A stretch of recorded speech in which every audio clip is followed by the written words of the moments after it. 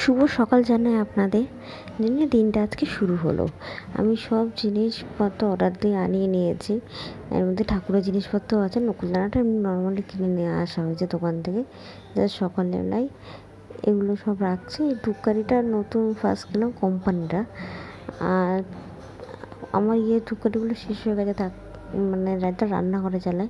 তো নর্মালি এটা জ্বালাচ্ছিলাম, এখন ওরা কিনে নিয়ে এসে পরে একটা কৌটো ধরে কিনে আনতে হবে, তাহলে অনেক দিনই থাকে। আর একমাত্র সকালবেলা বা আমি কোথা থেকে এসে রাত্রিবেলা বাড়িতে যখন তখন জানানোটা হয়, সবসময় হয় না। একেবারে নিমাইল থেকে শুরু করে যেগুলো যা যা লাগবে এমার্জেন্সি আপাতত সব কিছু কিনে আনা হয়েছে। নুনটা আছে, কেন কিনে আনা হয়েছে সেটা আমি তোমার সাথে একটু পরেই বিকালবেলার দিকে শেয়ার করবো, তোমরা দেখতেই পাবে। আর ওই যে সব কিনে আনা হয়েছে। আর ডেলিভারি একজন এসেছিলো না, বয়স্ক মানুষ, হ্যাঁ সিরিয়াসলি একজন ইয়ং কেউ এলে না, তাদের বলে বোঝানো যায় যে আমি আপনাকে দিচ্ছি নোটটা, আপনি এটাই খুচরো করে দিন আমাকে। আর বয়স্ক কেউ এলে না, অত বলাও যায় না কিছু। এগুলো সব আগের দিন রাতে সব পরিষ্কার করেছি, এখন সব গুছিয়ে দিচ্ছি। সরি, সকালবেলা পরিষ্কার করেছি, মাথা ব্যথা খারাপ হয়ে গেছে দেখছো। সকালবেলায় সব করিয়েছিলাম, নিয়ে একটু হালকা বিশ্রাম করেছিলাম আর উঠে গেছি। কারণ সারাদিনের যে কাজের চাপটা না, ওটা তো নিতে গেলে একটু বিশ্রাম দিতেই লাগে শরীরকে, নাহলে শরীর খারাপ করে যায়।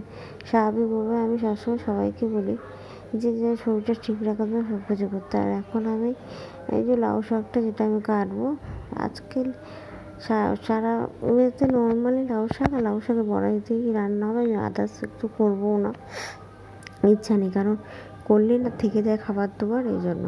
আর কালকের জন্য তো করবো না, কালকে একটু অন্য কিছু রান্না করবো ভাবছিলাম, তাই জন্য। তো এই যে সকালবেলা দিকে সব কাজ মোটামুটি করে ডিরেক্ট এতক্ষণ পর তো আমার মুখটা দেখতে পাচ্ছ, কারণ বাকি অনেকগুলো কাজ ছিল সবটাই সেরেছি নিচে আস্তে আস্তে করে।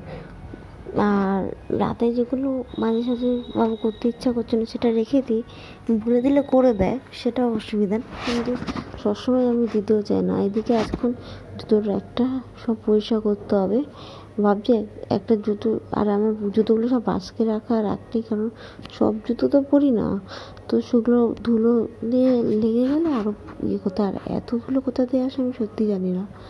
তো এই জন্যই। আর তার উপর একেবারে ভালো করে জুতো রেখেছে চেনওয়ালা যে খাপটা, ওটাও লাগিয়ে দেবো। এটা দেখছো, এটা হলো আমি শীতেই পরি, বেশিরভাগ গরমে পরতে পারি কিন্তু পরি না।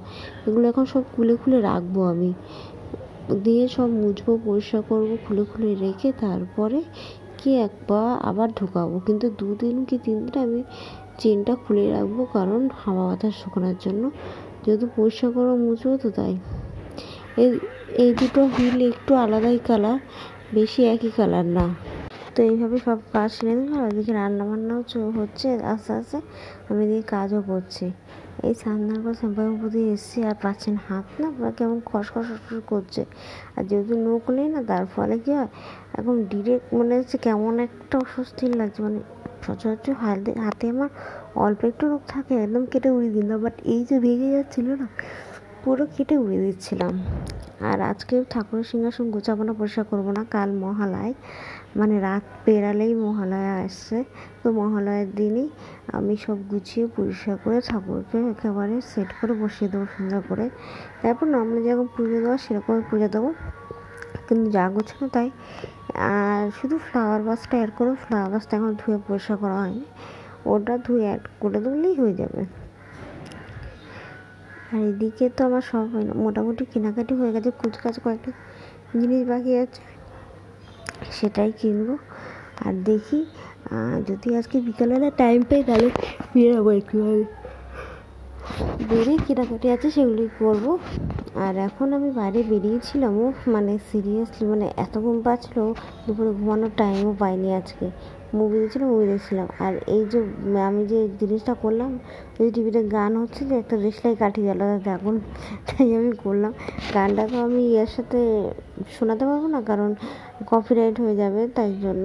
কপিরাইট না হলে আমি সত্যি গান শোনালাম, সিরিয়াসলি না করার কি আছে, শুধু শুধু কপিরাইটটা মেরে দেবে, বেকার বেকার গান চলছে আর গান করা দুটো একসাথে কপিরাইট হয়ে যাবে। তো যাই হোক, এই দোকানে জানি না কেমন।